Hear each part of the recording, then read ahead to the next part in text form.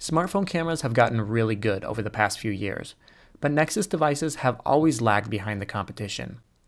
Now that Google has killed off the Nexus line in favor of the Pixel, it wanted to start fresh. DxOMark has given the Pixel a score of 89, ranking it as the best smartphone camera of all time.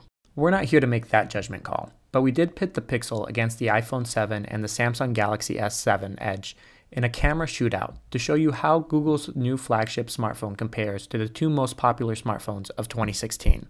Like most smartphones these days, the Pixel is more than capable of capturing a good shot when the sun is shining. Since the Pixel has its zero lag HDR+ auto feature turned on by default, images are more vibrant when compared to the same shots taken by the iPhone 7 and the Galaxy S7 Edge. In a few cases, the extra vibrancy translates into warmer white balance, but you'll also notice that the sky in all the shots taken by the Pixel is always darker. This is a little bit more evident in this second shot. The Pixel pulls in a much darker sky, highlights the texture in the wood pole more, and delivers a more legible sign than the other two phones do.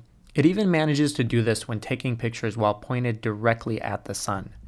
Usually when smartphones have HDR modes turned on, a shot like this would have a halo effect around the edges of the tree and the rooftop of the building. But that's simply not the case with the Pixel's HDR+ auto mode. One downside of the Pixel's camera has more to do with the phone's design than anything else. Since the glass panel on the back of the phone covers the Pixel's camera lens, it's quite common for random smudges and fingerprints to interfere with your shots, producing unwanted lens flare. If snapping pictures of flowers and greenery is your thing, the Pixel shouldn't disappoint. In this instance, the Galaxy S7 Edge completely overexposed the shot. The Pixel and iPhone 7 do a much better job, but the Pixel is able to find more texture in the bricks while keeping white balance on point. But if you throw the nitpicking aside, you can truly appreciate how good all three of these smartphones really are at capturing pictures. There are always slight differences between each of the shots, but most people will have a really hard time noticing them. We did find that the exposure levels on the iPhone 7 and the Galaxy S7 Edge fluctuated a lot more than they did with the Pixel. That's easily remedied by snapping a second or third shot, but it's reassuring to know that the Pixel will get it right most of the time. One of the things we noticed immediately with the Pixel is that it handles light sources far better than any other smartphone we've used in years.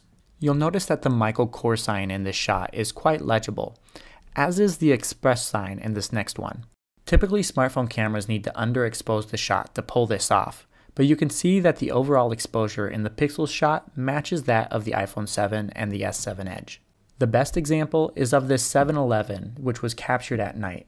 The Pixel manages to show all the same outside details as the S7 Edge and iPhone 7, but it reins in the light sources, revealing more detail on the sign and giving you clear visibility of everything inside the store.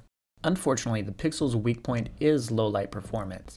The camera does struggle with white balance in extreme low light situations, but it does redeem itself when there is slightly more light to work with. In this instance, you can see that the iPhone 7 and the S7 Edge produce truer whites on the dress, but the Pixel is able to accurately reproduce the details on the street shown outside the window. The Pixel's low light performance is on par with the iPhone 7 and the Samsung Galaxy S7 Edge, but as you can clearly see, there's still a lot of room for improvement going forward. On the selfie front, the Pixel easily outclasses the Samsung Galaxy S7 Edge. The iPhone does put up a good fight, but Apple sharpens its images a little bit too much in an effort to pull in more detail.